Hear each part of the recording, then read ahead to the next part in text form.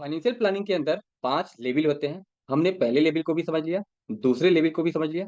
आज हम लोग समझेंगे लेवल 3 के बारे में। लेवल 3 क्या है? फाइनेंशियल प्लानिंग रोड मैप है। तो फाइनेंशियल प्लानिंग रोड मैप को समझने के लिए सबसे पहले आपको ये जानना है कि invest in what you understand and believe. आपको उसी चीजों में इन्वेस्ट करना है जिसको आप बहुत ही भली-भांति समझते हो और उस पे विश्वास भी करते हो। तो कितने सारे इन्वेस्टमेंट ऑप्शन आपके पास हो सकते हैं जिसमें आप इन्वेस्ट कर सकते हैं? How many investment options are in the market which you can invest? तो हम लोग इन्वेस्टमेंट ऑप्शन को समझते हैं। पहला इन्वेस्टमेंट ऑप्शन क्या है? प्रॉपर्टीज। प्रॉपर्टीज क्या है कि फ्रॉम लॉन्ग जनरेशन से लोगों का फेवरेट है, because you can touch it, you can feel it. और हाउस लैंड में लोग इन्वेस्ट करते चले जा रहे हैं।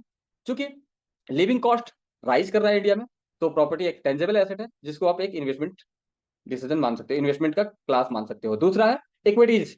इक्विटीज क्या है? Equities are share represent ownership in a company. It's like owning a small piece of your favourite company. So equities में क्या है? आप किसी कंपनी का हिस्सेदार बन सकते हो, किसी कंपनी का छोटे ओनर बन सकते हो, बड़े ओनर बन सकते हो, ठीक है, छोटा शेयर ले सकते हो। तो इक्विटीज भी आपके लिए ऑप्शन है। दूसरा है तीसरा है बॉन्ड। बॉन्ड को आप एक तरह से फिक्स इंटरेस्ट स्टॉक्स भी बोल सकते हो। तो बॉन्ड क्या है? Bond are like a promise from government और companies to pay back a fix interest over time. क्योंकि बॉन्ड के अंदर क्या होती है? एक एश्योरेंस होता है। कंपनीज और गवर्नमेंट एश्योरेंस देती हैं फिक्स इंटरेस्ट रेट और रिपेमेंट का, ठीक है, जिसकी वजह से ये स्टॉक से भी ज्यादा सेफर इन्वेस्टमेंट कहलाता है बॉन्ड। तो बॉन्ड इज वेरी ट्रस्टफुल, ठीक है। फोर्थ क्या है? कॉमोडिटीज। कॉमोडिटीज क्या है? Commodities are like a life essential, life के और जरूरतों की जैसा, जैसे कि फूड, एनर्जी, मेटल हो गया, उसी तरीके से गोल्ड एंड सिल्वर भी है। तो गोल्ड और सिल्वर का प्राइस जो है, जैसे और चीजों का, जैसे राइस हो गया और डिफरेंट डिफरेंट चीजें हो गया, उसका प्राइस फ्लक्चुएट करता है सप्लाई और डिमांड के अकॉर्डिंग। जस्ट ऐसे ही गोल्ड और सिल्वर का भी करता है, जो ओपन मार्केट में ट्रेड भी होता है। This is also a investment option. Okay. Next क्या है? कैश। कैश क्या है? Cash is the money you have on hand. Cash को आप बोल सकते हो जो मनी आपके हाथ में है, जो आपके बैंक में है। ये एक अल्टीमेट टूल हो सकता है कि आपको जो भी चीजें जरूरत पड़ेगी उस टाइम आप उस कैश का इस्तेमाल कर सकते हो, या फिर मार्केट या इकोनॉमी की हालत खराब चलती रहती है, उस टाइम भी कैश आपके जीवन में बहुत हेल्प करता है। तो इसको आप एक फाइनेंशियल सेफ्टी नेट भी कह सकते हैं, ठीक है। हम लोगों ने इन्वेस्टमेंट देख लिया। छठवां मैं देख रहा हूँ, छठवां इन्वेस्टमेंट ऑप्शन क्या है? Crypto currency as an investment. क्योंकि क्रिप्टो करेंसी का हाइप बहुत है मार्केट में, तो क्रिप्टो करेंसी के अंदर बहुत सारे रिस्क इन्वॉल्व है। पहला बात, हाई रिस्क है, इनोवेटिव है, वोलेटिलिटी बहुत ज्यादा है, रेगुलेटरी की प्रॉब्लम है, रेगुलेशन अनसर्टेनिटीज है, सिक्योरिटीज रिस्क है, लैक ऑफ प्रोटेक्शन है, स्पेकुलेटिव है। तो आपको इस क्रिप्टो करेंसी की दुनिया में बहुत ही वाइजली इन्वेस्ट करना चाहिए। क्योंकि आप इसके बारे में ज्यादा अच्छे से नहीं जानते हो तो नहीं करना चाहिए, या फिर प्रोफेशनल्स की आपको मदद लेनी चाहिए, ठीक है। तो एसेट क्लास की बात करें तो डिफरेंट एसेट का डिफरेंट नेचर होता है। हर एसेट का अपना स्ट्रेंथ और वीकनेस होता है, उसका रिस्क रिवार्ड अलग अलग होता है। तो कहने का मतलब एक बैलेंस पोर्टफोलियो बनाना बिल्कुल वैसा ही है जैसे एक सही रेसिपी तैयार करना है। तो बैलेंस पोर्टफोलियो ही आपके पास होना चाहिए, आपके रिस्क टॉलरेंस के अकॉर्डिंग, आपके फाइनेंशियल गोल के अकॉर्डिंग, ठीक है। तो इस तरीके से आपने 6 एसेट क्लास को देख लिया। अब हर एसेट क्लास का अपना एक रिस्क रिवार्ड रेशियो होता है, ठीक है। तो एवरी एसेट क्लास का हम लोग रिस्क रिवार्ड रेशियो को भी समझते हैं।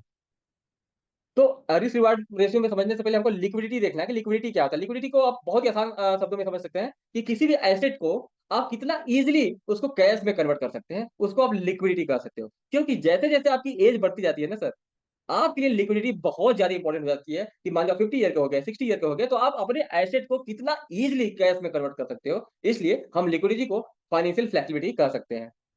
दूसरा होता है वोल्टिलिटी। वोल्टिलिटी में हम इसको ऐसे समझते हैं कि किसी भी एसेट का प्राइस जो है कितना फ्लक्चुएट करता है, बहुत तेजी से फ्लक्चुएट करता है, ऊपर नीचे करता है, तो आप उसको हाई वोलेटिलिटी कह सकते हैं। अगर थोड़ा धीरे धीरे करता है तो आप उसको स्टेबल में लो वोलेटिलिटी भी कह सकते हैं। इस तरीके से आपको लिक्विडिटी वोलेटिलिटी भी ध्यान देना होता है। तीसरा है यील्ड। यील्ड मतलब उस एसेट क्लास का, पर्टिकुलर एसेट क्लास का यील्ड क्या है, रिटर्न क्या है, ठीक है। तो इसको समझने के लिए हम आपको समझा रहे हैं कि हर एसेट क्लास का लिक्विडिटी, वोलेटिलिटी, यील्ड क्या है, इसको हम लोग अच्छे से समझते हैं। तो अच्छे से समझने के लिए आपको समझना होगा कि प्रॉपर्टी प्रॉपर्टी का जो लिक्विडिटी है वो बहुत ही इलिक्विडिटी, मतलब कोई भी प्रॉपर्टी आप इजीली कैश में कन्वर्ट नहीं कर सकते। अगर वोलेटिलिटी की बात करें तो इसका संबंध मार्केट के डिमांड से होता है। रिटर्न की बात करें तो ये स्टेबल रिटर्न देने के नाम से जाना जाता है। इक्विटी की बात करें, इक्विटी जनरली इसको लिक्विड में माना जाता है कि आप कभी भी इसको बेच सकते हो।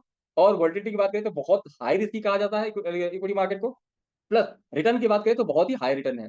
क्रिप्टो करेंसी की बात करें तो लिक्विड है, कभी भी बेच सकते हैं, हाई रिस्क है और हाई रिटर्न है।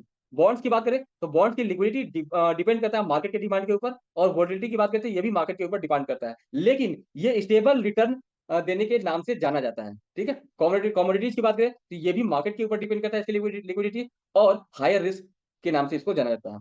और रिटर्न की बात करें तो हायर रिटर्न भी मिलता है। इस तरीके से आपने डिफरेंट एसेट क्लास की लिक्विडिटी जान लिया, वोलेटिलिटी जान लिया, और यील्ड भी जान लिया। अब हम समझते हैं आपकी रिस्क कैपेसिटी के अकॉर्डिंग, आपके सर्कमस्टांसेस के अनुसार क्या होना चाहिए। तो पहली बात तो आप ये जान लो कि इस दुनिया में रिस्क को 90% लोग समझते ही नहीं है कि रिस्क एपेटाइट क्या होती है। रिस्क जो है हमारा चेंज होता रहता है टाइम के अनुसार, एक्सपीरियंस के अनुसार, ठीक है, परिस्थिति के अनुसार रिस्क चेंज होता रहता है। तो अगर आप मान जाओ लॉस कर जाते हो हाई रिस्क लेके, तो आपको कॉशियस हो जाना चाहिए और लो रिस्क की तरफ चले जाना चाहिए। और जैसे जैसे आपका एज बढ़ता जाता है तो फाइनेंशियल सिचुएशंस भी बदलती जाती है, तो आपका रिस्क टॉलरेंस भी बदलता जाता है। इस तरीके से आपको अपने इन्वेस्टमेंट को एडजस्ट करना चाहिए रिस्क टॉलरेंस को चेंज करने के लिए, बिकॉज रिस्क टॉलरेंस बिल्कुल सीट बेल्ट की तरह काम करता है फाइनेंशियल सिक्योरिटी के लिए। तो रिस्क टॉलरेंस आपको बिल्कुल पता होना चाहिए अपना, कि अभी आपके खर्चे क्या है, अभी आपके ऊपर डिपेंडेंट क्या है, अभी आपका इन्वेस्टमेंट कैसा है, ये सारी चीजों को देखते हुए अपनी रिस्क टॉलरेंस को सही करना चाहिए। ठीक है, अब क्या है, नेक्स्ट है बीएससीपी इन्वेस्टमेंट स्ट्रेटेजी। ये बीएससीपी इन्वेस्टमेंट स्ट्रेटेजी क्या है? बी का मतलब बोल्ड है, एस का मतलब हार्मोनियस है, सी का मतलब केयरफुल है, पी का मतलब प्रोटेक्टिव है। अब हमको ये समझना चाहिए कि जैसे जैसे हम ओल्ड एज होते जाते हैं, हमको कंसिस्टेंट इनकम, रिटायरमेंट की बात करें तो कंसिस्टेंट इनकम की जरूरत पड़ती है। आपको ऐसे एसेट को अवॉइड करना चाहिए जो इनलिक्विड है, जिनको इजीली कैश में कन्वर्ट नहीं किया जा सकता है। और रिटायरमेंट के टाइम में आपको स्टडी इनकम को, जो कि without management, portfolio management services के द्वारा, विदाउट किसी थर्ड पार्टी के ऐसे इन्वॉल्वमेंट के द्वारा जहां पे रिस्क इन्वॉल्व है, ऐसे इनकम आपको लेना चाहिए, उसके लिए इंश्योरेंस होता है। ठीक है, तो बीएससीपी इन्वेस्टमेंट स्ट्रेटजी को हम लोग अच्छे से समझते हैं। अब देखो बीएससीपी, बी का मतलब बोल्ड। जब आप अपने जीवन के स्टार्टिंग कैरियर में हो, जैसे कोई 25 साल 30 साल का है, तो आपको अपने स्टार्टिंग कैरियर में दबा के रिस्क लेना चाहिए, उसको हम बोल्ड एक्शन कह सकते हैं, क्योंकि अभी आपका रिस्क लेने का टाइम है, अभी आपको अपने इन्वेस्टमेंट को बहुत तेजी से दौड़ाने का टाइम है। तो पहले से फर्स्ट ईयर से लेकर 7 ईयर तक आपको बहुत ही ज्यादा रिस्क लेना चाहिए। रिस्क कहां पे ले सकते हो? हाई यील्ड कॉर्पोरेट बॉन्ड में, इंटरमीडिएट टर्म गवर्नमेंट बॉन्ड में, ग्रोथ स्टॉक्स में, क्रिप्टो करेंसीज में, लिवरेज एक्सचेंज ट्रेडेड फंड में, इमर्जिंग मार्केट इक्विटीज में, स्मॉल कैप स्टॉक्स में, हाई रिस्क स्पेकुलेटिव इन्वेस्टमेंट में आप रिस्क ले सकते हो। ये है 1 से 7 ईयर इन्वेस्टमेंट। इसके बाद आपके इन्वेस्टमेंट फेज में आ जाता है हार्मोनियस फेज। हार्मोनियस फेज हम किसको कहेंगे? 8 से 15 साल के फेज को हम हार्मोनियस फेज कहेंगे। उस समय आपको बैलेंस्ड होना चाहिए, बैलेंस म्यूचुअल फंड में रहना चाहिए, डाइवर्सिफाइड पोर्टफोलियो कर लेना चाहिए, रियल एस्टेट इन्वेस्टमेंट ट्रस्ट में लगाना चाहिए पैसा, इंडेक्स फंड में, लार्ज कैप स्टॉक्स में, टारगेट ड्यू डेट फंड में, डिविडेंड पेइंग स्टॉक्स में, ब्लू चिप स्टॉक्स में। अब आपका जब फेज थर्ड आ जाता है, यानी कि आपके इन्वेस्टमेंट का 16 से लेकर 23 साल का होता है, तो आपको केयरफुल हो जाना चाहिए, बिकॉज उस टाइम आपकी एज बढ़ चुकी होती है। ठीक है, तो उस टाइम आपको लॉन्ग टर्म गवर्नमेंट बॉन्ड में शिफ्ट हो जाना चाहिए, सर्टिफिकेट ऑफ डिपोजिट में लगाना चाहिए, म्यूनिसिपल बॉन्ड्स में लगाना चाहिए, डिविडेंड ग्रोथ स्टॉक्स में, बॉन्ड फंड्स में, स्टेबल वैल्यू फंड्स में, एन्युटीज लेना चाहिए आपको, लाइफ इंश्योरेंस में एन्युटीज आता है। ठीक है, डिफेंसिव स्टॉक्स में। फिर जब 24 से 25 साल का जो फेज होता है इन्वेस्टमेंट का, हमने पहला बताया 1 से 7 ईयर, 8 से 15 ईयर, 16 से 23 ईयर, फिर 24 से 25 ईयर का इन्वेस्टमेंट जो फेज होता है उसको हम प्रोटेक्टिव कहते हैं। उस टाइम आपको बहुत ही प्रोटेक्टिव फेज में रहना होगा। उसके लिए क्या होता है? लाइफ इंश्योरेंस, जैसे आप ओल्ड एज पे आ गए हो तो आपको गारंटीड रिटर्न चाहिए पर मंथ, गारंटीड, उस तरीके से। इसके बाद आपको स्टेट प्लानिंग करना चाहिए, ठीक है, और कैश आपके पास होना चाहिए। इस तरीके से आपने क्या जाना कि बोल्ड, हार्मोनियस और केयरफुल और प्रोटेक्टिव, इसको हम शॉर्ट में बोलते हैं बीएससीपी इन्वेस्टमेंट स्ट्रेटजी। इस इन्वेस्टमेंट स्ट्रेटजी के द्वारा आप इजिली अपने पैसे को मैनेज कर सकते हो। ठीक है, so why is insurance A smart financial strategy? अब आपको लगता है कि इतना सारा कॉम्प्लिकेटेड स्ट्रेटजी कौन समझेगा, कौन रिस्क लेगा? क्योंकि स्टडी करना पड़ता है, जानना पड़ता है, बहुत सारी चीजें करना पड़ता है। ठीक है, but still there is a risk involve, इसलिए इंश्योरेंस आपके लिए बहुत ही ज्यादा हेल्प कर देता है इस चीज में। तो why is insurance A smart financial strategy? बात यह है कि इंश्योरेंस ट्रांसफर कर देता है रिस्क को थर्ड पार्टी फॉर कंपनसेशन। जैसे आप रिटायर में हो रहे हो, 50 साल के हो गए, 55 साल के हो गए, तो आपको गारंटीड रेगुलर इनकम आ रहा है अगले 50 साल के लिए, अगले 30 साल के लिए। आपको नहीं सोचना है कि भाई मेरा रिस्क है कि क्या है कि कैसे है। ठीक है, अब इस इंडस्ट्री में डाइवर्स फाइनेंशियल प्रोडक्ट्स होते हैं, डिफरेंट डिफरेंट नीड को मीट करने के लिए। तो इंश्योरेंस में सेविंग्स प्लान होते हैं, गारंटीड होते हैं, ठीक है? चिल्ड्रन एजुकेशन प्लान्स होते हैं, इनकम्स के प्लान्स होते हैं। आप अभी पैसा डाल करके अगले दिन से लगातार जीवन भर पैसा लेना स्टार्ट कर सकते हैं। रिटायरमेंट के लिए गारंटीड प्रोडक्ट होते हैं। इस तरीके से इंश्योरेंस आपको आपके वरीज को खत्म करके पीस ऑफ माइंड देने की कोशिश करता है। तो हम लोग अगले चैप्टर में पढ़ेंगे, नेक्स्ट सेशन में हम लोग जानेंगे level 4। Level 4 is all about insurance.